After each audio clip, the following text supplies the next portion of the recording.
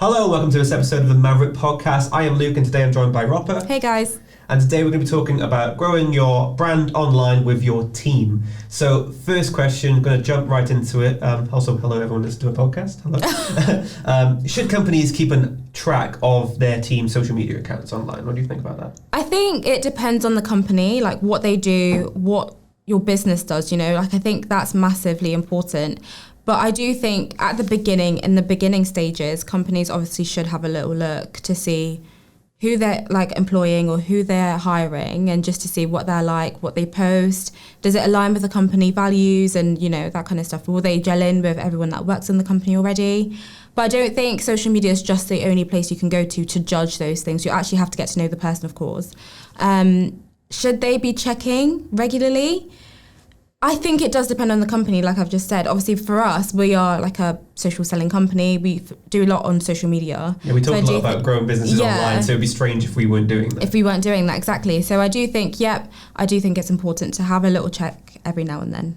Because Dean likes mentioning this during some of the webinars, like whenever someone new joins the company, where they're expected to be on LinkedIn, to know all about the social media life. We've got loads of training courses, so we pretty much have like a cinema experience at the start where we go through all of our teachings, all of our books, and saying it's a lot to take in. It is, and it's quite scary because it'd be like, oh, by the way, this is LinkedIn, this is social selling, it's everything you need to know, and then run and see what it's about. So what we do, it's kind of like an in-house sort of competition sometimes when it comes to our LinkedIn posts as well. It's like, how have you done? What engagement have you got? How many lead magnet clicks even have you got? Even in the Monday morning briefings that we have, it's who's grown the most connections and stuff like that as well, isn't it? So it is a bit of like we celebrate things like that. We celebrate our use of social media, of LinkedIn. It's like a proud thing for us. But for us, we're part of the marketing team, so it's quite. We're kind of always in that world. We're always thinking about posting the stuff online. We're thinking about digital a lot. For other members of the team who are into non-creative roles, it is quite tough to consistently post and be online and be social, because everyone's not a copywriter, everyone's not a content creator. So it's how we then support the team in doing that. So they are posting, they are talking about the brand and the message. No, I agree. I think as a marketing team, we have a responsibility to provide content or show people how to do certain things. And obviously we have copywriters in the office. So if anyone ever needs any help, they can always go ask us, or they can ask other people. We can help them provide with content that we've already created and help them write copy for that content. And I think it's important to just have that support system there. So the people that aren't copywriters, the people that can't do it, they have the support to know okay, I can just go to this person or this person and they'll help me to achieve the goal, and they'll help me to get my engagement up, or help me to create the content that I need to stay consistent on the platform. Yeah, even for small teams, there's probably a few people out there who are really good at writing something catchy, really good at filming, especially in today's generation. I feel like such an old man saying that. In today's generation, we've all got their phones, we're all creating. So we've even got Jade on our team who's good at making TikToks and capturing videos, small videos for us, for the team. And it's the people out there who stand out when it comes to posting. You see their hidden talents.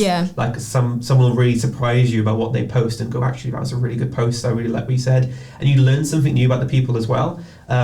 What is troubling though is I notice a lot of people are afraid to post online because of their companies. Whereas a lot of, let's say, the red tape that goes through it. But we don't want to be the kind of marketers that's like, that didn't sound like our brand message, or that isn't our colours.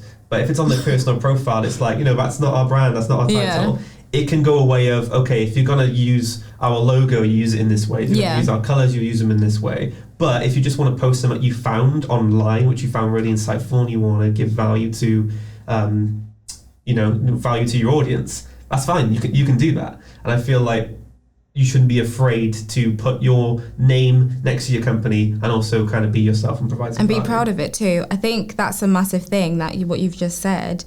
A lot of people are scared because they think, oh, my brand's not going to like this, the brand's not going to like this. But there's a personal brand as well. That platform that you're using has your name on it. It has where you work, your job and stuff like that, but it's your name and your profile at the end of the day. So I think while you're posting your business posts, post things about yourself, post things that, maybe don't really fit with your brand as well, where you work in your business. but things that you like, things that are personal to you. I think building your own personal brand and just having that like distinguished fact of, okay, this is the brand, it has all the brand guidelines, fits with the brand, but also being able to post things for yourself. I think that's really massively important because it is a personal profile at the end of the day. Yeah, you don't want to be battling with like the CEO about the brand. Because imagine if you had, you know, the Richard Bransons and Elon Musks and all the big names I could put into the title to get loads of views for the podcast. If they had a collection of them in one company, can you imagine what it would do for them? I can't. Like you just have, usually you have one CEO who's like the main brand. Like you've got, like I say, Elon Musk and you've got Tesla next to it. The name comes hand in hand. Like you think one, you think the other. But imagine in your brand, if you had your own high profile character, a high profile brand, pushing that forward, have multiple of them and it really brings it up higher and higher. But should companies expect people to be company advocates online? I think no. I don't think they should be expecting it. Because it obviously depends where you work and what you do in the business. However, you can't expect people to work for you and be posting your brand at the same time. I think unless if it's in like a job description and it's what they do, I don't think you can expect it. It's nice when they do. It's lovely when they do. It's great. It's great for engagement and just to get yourself out there a little bit more. However, I don't think that you can expect it.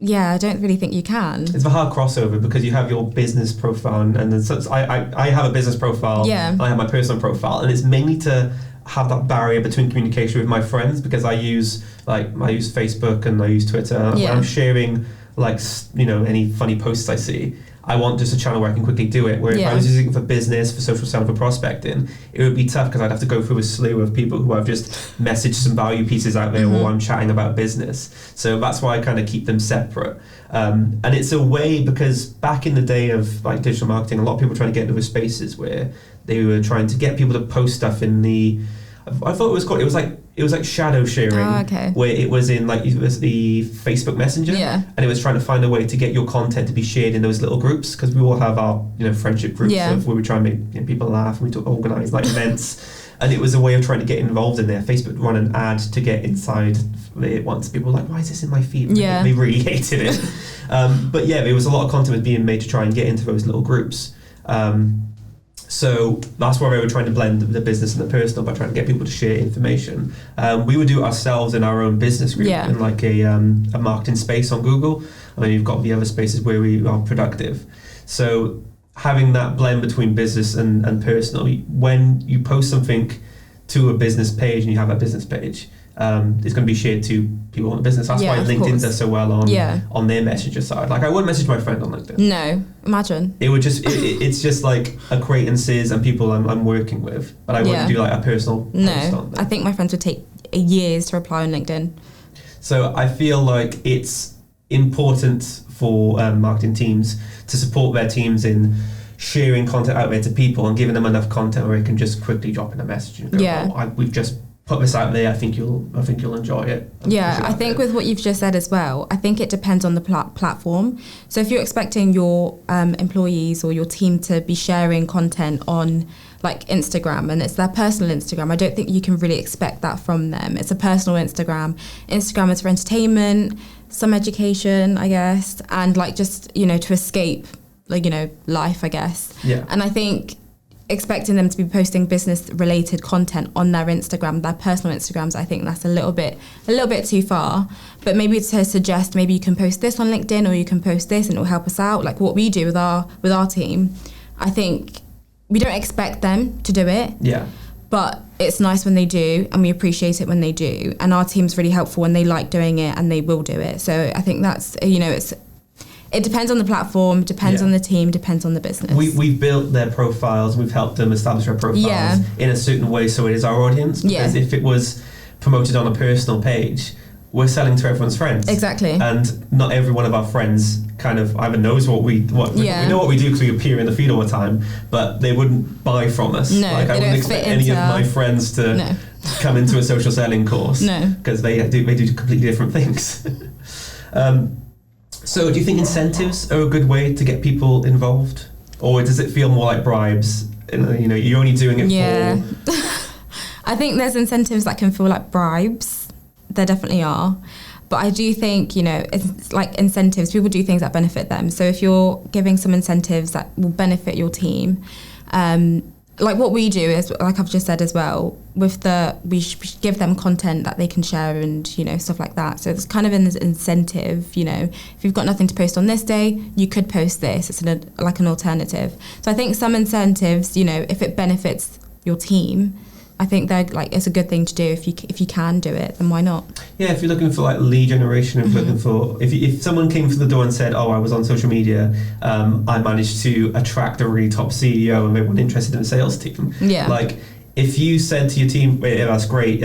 Here's a gift card or like £20 for bringing some." Bringing some business in. I reckon the whole team would, for most teams would be like, "Yeah, sure, great, I'll do that all the time." I'll do that too. And it feels more like it is an incentive. At the same time, you can expect, why aren't you doing that anyway? Yeah. But let's be realistic. People are still doing their jobs in the day-to-day. Yeah. So either if they're not salespeople, you can't expect them to bring in a lead. No. If a marketing team and a sales team, you're like, okay, that's great, well done, good job. You've taken those boxes. But if someone who's just come into the business, who's maybe not, really high up in the field, comes and says, "Oh, I'm connected with this person who's really interested," and you do a referral scheme, that would really incentivize people to start growing and start learning and start posting more on LinkedIn. And it also just helps the team like learn different skills and learn what different departments do as well, doesn't it? So it's like knowing that, okay, yeah, this part isn't that easy. Let me see if I can do it. Let me see if I can gain some skills and gain some knowledge to know how to do it as well. So yeah, I think in that term of obviously a £20 gift voucher, if it was like a nice company, I'd love that. But like just to get the incentive of obviously like learning a new skill and like learning how to do something that another department does, like that's great as well. So in terms of let's talk real tips that businesses can do to support this then. So we mentioned it is giving content to the team, helping people collaborate within the business for if you don't have a copywriting team, maybe talk to the CEO, maybe talk to the marketing team or anyone who was involved in promoting the business and talk about the brand message. So opening with channels of communication is really important, and not being afraid to let people be themselves online and post, and maybe incentivize them with a little bit of a referral scheme, or maybe just say to the team like, "Look, it'd be really great if you did this for us." But don't be over expecting. No, don't, I don't know what the word is. Yeah, just don't over expect it. Don't feel entitled to their personal profiles, your team's personal profiles. Don't feel entitled to them, I think, what you've just said is great, That's great. Well, thank you, Ropa. Thanks, guys. And thank you, everyone, for watching this episode of the Maverrik podcast. If you want to discuss anything in this episode, don't forget to comment below and follow us and click on notification bells, all the good stuff for the next podcast. And we will see you next time. Thanks, guys.